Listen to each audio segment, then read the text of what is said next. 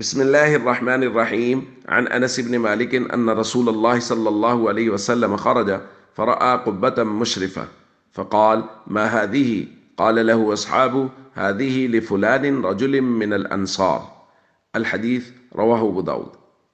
حضرت انس رضی اللہ تعالیٰ عنہ بیان فرماتے ہیں کہ رسول اللہ صلی اللہ علیہ وسلم ایک دن مدینہ منورہ میں نکلے اور آپ نے ایک بلند قبہ نما بنا ہوا مکان دیکھا۔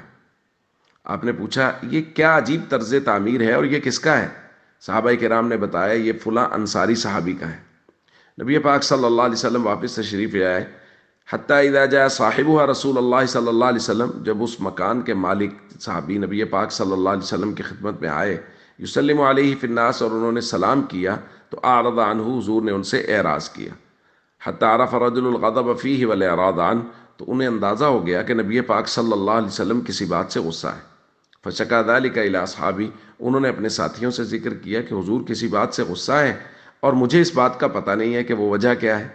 تو صحابہ کرام نے، ان کے ساتھیوں نے ان کو بتایا کہ نبی پاک صلی اللہ علیہ وسلم خرجہ، ایک مرتبہ نکلے تھے، فرا قبہ تک، اور آپ کے بنے ہوئے قبہ کو دیکھا اور اس کی وجہ سے ناپسندیدگی کا اظہار بھی فرمایا۔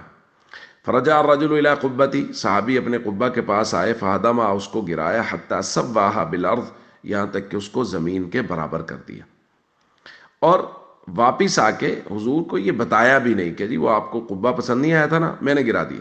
ایسا بھی نہیں ہوا، بلکہ نبی پاک صلی اللہ علیہ وسلم خود تشریف لے گئے۔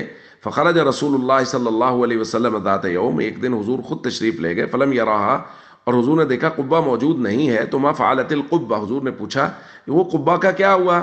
تو صحابہ کرام نے عرض کیا: رسول اللہ، انہوں نے ہم سے پوچھا تھا کہ حضور ناراض کیوں ہیں، اور ہم نے بتایا تو انہوں نے قبہ کو گرا دیا۔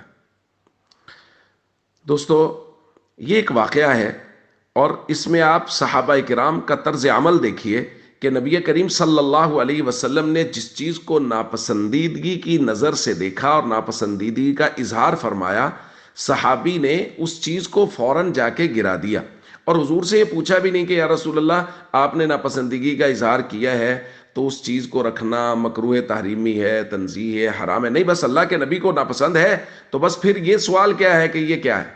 پہلے بھی ایک مرتبہ یہ درخواست کی جا چکی ہے کہ ہمارے یہاں یہ بڑا مسئلہ ہے، کسی کام کو کرنا ہے تو پہلے پوچھیں گے فرض ہے، واجب ہے، سنت ہے، مستحب ہے۔ بھائی جو کام اللہ کے نبی سے ثابت ہو گیا، اس سے بڑی سند کیا چاہیے؟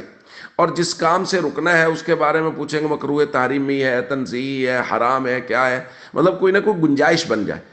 جس کام کو اللہ نے، اللہ کے رسول نے پسند کیا ہے اور اللہ کے نبی سے وہ عمل ثابت ہے تو وہ بس وہ ہمیں کرنا چاہیے، اور جس کام سے اللہ اور اس کے رسول نے منع کیا ہے یا اللہ اور اس کے رسول نے اس کو ناپسند کیا ہے تو پھر درجہ بندی کیا ہوتی ہے؟ بس اللہ اور اس کے رسول کو پسند نہیں ہے تو ہمیں بھی پسند نہیں ہے۔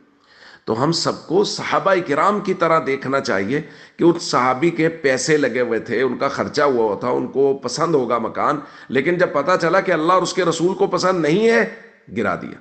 وہ عمل جو اللہ اور اس کے رسول کو پسند نہیں، وہ ہماری زندگیوں سے ایسے ہی ہمیں نکال باہر کرنا چاہیے، اور ہر وہ عمل جو اللہ اور اس کے رسول کو پسند ہے وہ ہمیں اپنے زندگیوں کے اندر لے کے آنا چاہیے، جیسا کہ صحابہ کرام نے ہمیں سکھایا۔